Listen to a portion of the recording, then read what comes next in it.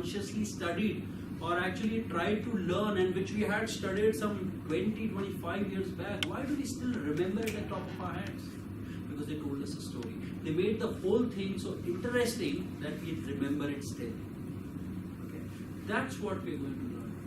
That how is it that we say what we have to say in a way that it becomes remembered. Guys, if your laptops are on, can you please shut them down? It makes me feel I'm like a second fiddle to your work. For now, please just put them away. I know you're really wanted by the rest of the world, but I will request you for your precious few minutes. Yeah, you can put them away. There is no need for laptop. Please don't divert your attention. What you're going to pick up from this session, it will stay with you. Trust me, it's going to help you. So give it your 100%. Yeah. So what are the 3 things that we learned about the art of influence? You have to be interesting. How can you be interesting? Somebody said you can use an analogy. You just saw a live example. Preeti used an analogy, it worked. Okay, if you make an analogy, if you compare yourself to something which is unpredictable, you make it interesting. Yeah? Okay. What is the second thing?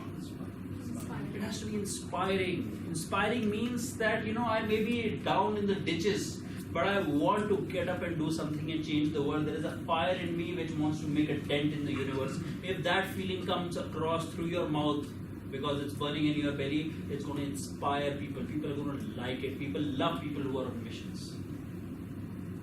Are you with me? Yeah? How do I put it? Let me paint another scenario for you. This is another example. Sorry? Use an analogy, yeah? Don't kill yourself, which analogy, but anything that comes to you. But yes, analogy works.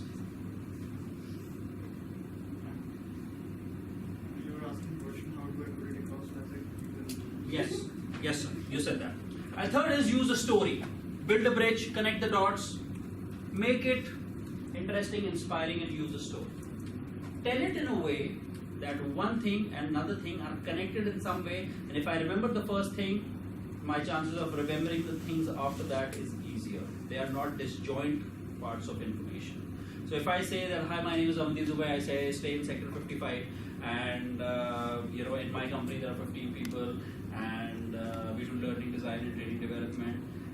And so what is happening is I'm throwing out information which is just jointed, which forget the other person, even I will not be able to vomit back the way I said it. But if I told you a story, hi, my name is S1400008, and the reason that I started out with my own company is because I did not find anyone else doing the stuff that I wanted to do. Okay, so I said I want to start up a company, and I went out and I met this so-and-so person. He said, don't start a company, it's not the right time, and 2008 recession and all of the other things.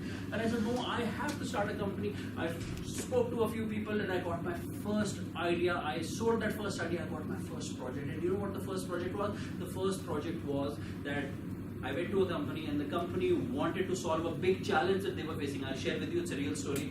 They wanted to solve a big challenge that they were facing. The challenge was that this company was into making of air monitoring instruments. So if you've been reading paper, you must be reading there is some NOx, SOx, and NO2 that is all in the air, and that's all making air bad. So they used to make instruments which used to measure this stuff. Okay, and one of their products became a blockbuster. So where they would earlier sell about 25 pieces a year, they this year were selling 650 of those. So what happened was that this company did not have the infrastructure to service people who were buying this product. Why? Because this product went in 3 boxes, and each boxes has multiple items. And when these boxes went to the customer, it went with a IIT style manual that, pehle though you look at the last page, oh God, 459 pages, I will not be able to complete it. So you don't even read the first page. So it used to go with manuals like that. And what customers would do is they would call up the company and say, hey, we've got your material, send an engineer who can set it up in our industry. Okay, and what did the company do? Company did not have service engineers. Why? Because they were selling 25 in a year, and now they are selling 650 in a year. They thought what to do. They thought, okay, let's just hire 50 service engineers and train them to how to fix the instrument. And there we went in, and they shared the problem with us. And we thought, how can we solve the problem? And we came up with an idea. And the idea was that let's not have your guys go set it up for the customer. Can we do something where the customer would love to set it up himself? I said, what? My customers are not going to do that. I said, okay, can we just try it? He said, of course we can try it because we have no other option.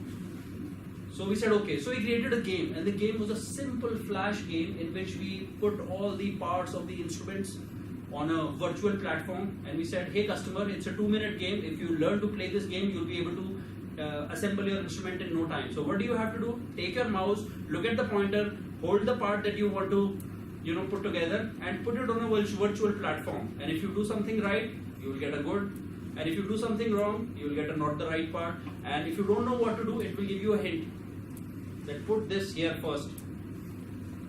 Okay? And the customer said, oh, I don't know whether this is gonna work. I said, can we just try it? He said, of course we can try it. So we built that game, and we trained their sales guys and service guys to say this on the call. Customer would call and he would say that, hey, your instrument has come. Can you send somebody to fix it over? And the guy would say, of course, sir. We will be glad to send somebody over, but the service engineer is going to take 8 to 10 days till he reaches you. Hey, in that time, we just created the game. If you were to play that game, you would learn to put it together yourself, and it's just going to take 2 minutes. Should I send you the link, sir, if you're interested? It's just going to take me 2 minutes. Yes, sir, it'll just take you 2 minutes to figure out how the instrument is put together. Yeah, of course, send me the link. Okay, so what happened? People tried that 2-minute game, and they attempted yourself because nobody had the time to wait for 8 to 10 days. And what did we do? We saved that company 800 man hours in a year by making a 2-minute game. And that was our launch. That's how we got launched in the business. That's what we went and told every customer we met. This is what we did. And we saved the company over 45 lakh rupees an annum, 800 man hours of service engineers time with our 2-minute game. And we were in business. Guys, are you with me? Yeah. I told you a story. Everything, if I asked you that, can you tell that story back to me? Chances are you will tell me at least 60 to 70% of this back to me. The reason for this is that I told you a story in which parts were joined one next to another. They weren't like, hi, my name is Amandeep Dubey, and I stay in Sector 55 in Gurgaon, and so you getting what I'm saying, guys? So that's one thing that you need to take back. And once you're telling a story, what do you need to do? You need to make one part of the information talk to another part of the information, talk to another part of the information. They should all be joined together, weaved together through a one single, thread on which your story is based. With me, guys? If you do not do it, don't say it. Otherwise, people are going to forget it. You're not going to make an impact. People will not, they will not remember you. They will not remember what you said, and you would have wasted all your effort. And guess what would have come out of it? Nothing. With me, guys? Okay, did you like this exercise? Yes. Little bit or ठीक ही थी? Good, अच्छा ठीक. Okay, I want to show you a video. Okay. I can do it. Sorry, I can freeze the screen. Okay, guys, here is an open question. You've learned the first thing about how do I what is the art of influence all about? How do I get people to like me and like what I say and sign up for the things that I have to offer? You learned about those things. Now tell me. Now we are going deeper into how people make decisions. So when you made a decision to hire Preeti, yeah, you thought about a few things. You made a decision to hire Deepshika. You thought about a few things. Now, my question to you is, how do people make decisions? Shoot me with your answers. If I was to ask you, how do people make decisions? How it's going to benefit? Identify a problem, see the options, and then take the best. First impression. First impression. Okay. Whatever suits the requirement the most. Impression is the first step. Okay. What is my requirement? Yeah, identifying the problem. How do people make decisions? Let me come back to it. Horses for horses.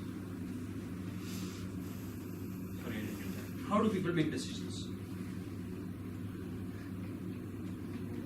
more like a big mental cost benefit analysis.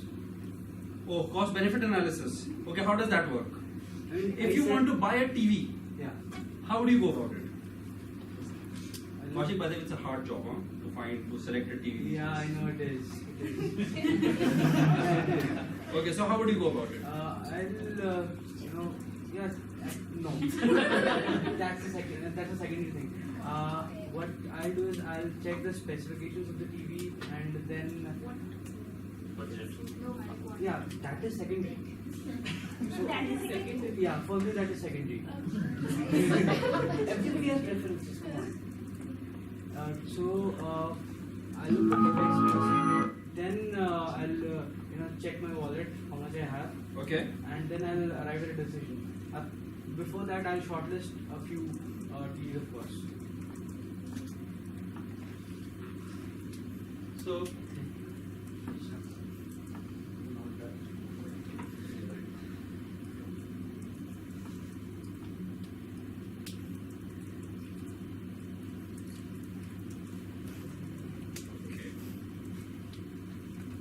Gautam, I just need your help for a minute here.